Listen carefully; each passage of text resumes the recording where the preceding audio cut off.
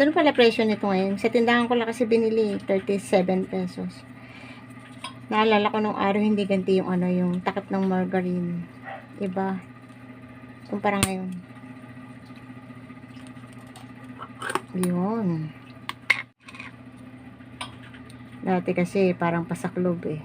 Ngayon iba na. May parang ganto na. Kasi ako ay nag-crave dito. Parang naisip ko, parang ang sarap mag ano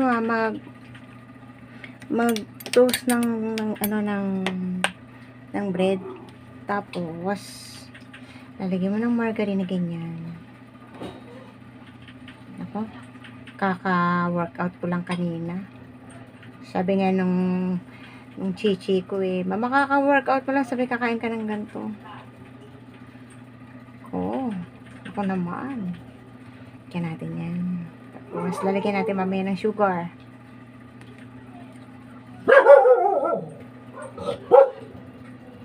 Naka-ready na yung oven.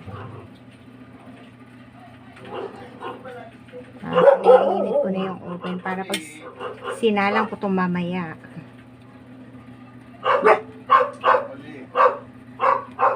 Yung tawag doon sa toasted bread, naalala ko tawag ng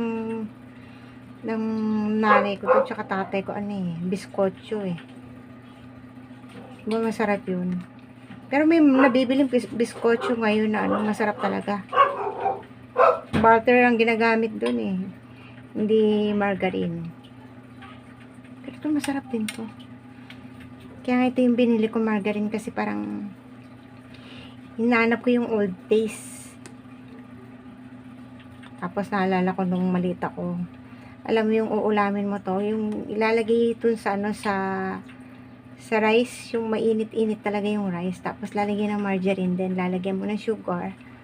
Uy, instant ulam na yun. Tapos sabi pampalaki daw. Yun ay isang kasinungalingan. Hindi naman ako lumaki. Tagal ko nang hindi nagganto. Ang tagal na namin hindi gumagamit ng margarine. Parang bigla ko lang din siya naisip kasi meron akong tinapay. Actually, binigay lang din sa akin yung tinapay. Dami nagbibigay eh, no? Ganun daw talaga pag mabait. Yung mga nagbibigay. Mabait or dahil pulubi ka kaya binibigyan. Hindi naman. Basta talaga pag mabait ka, syempre maraming nakakaalala sa'yo. Ganun yun. Diba? Yan.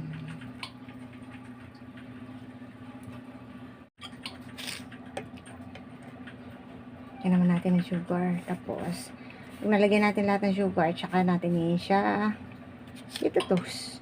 Diba? 120 degrees Celsius para hindi masunog. Medyo matagal.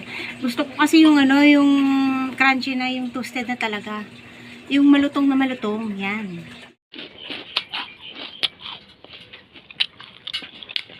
Lutong. Ang sarap. Tima. Ano to? Mainit pa eh. Uy! Diba? Hindi nakapokus. Lutong. Gating kita ko. Yun lutong. Kung nagkakape lang ako, masarap to eterno sa kape. Kaya lang di ako nagkakape. Masarap to sa drinks. Merienda. Kasi yung tinapay, di ba, ilang days lang, masisira na. Kaya pag marami kang tinapay, ganito lang gagawin mo. Toasted mo na lang.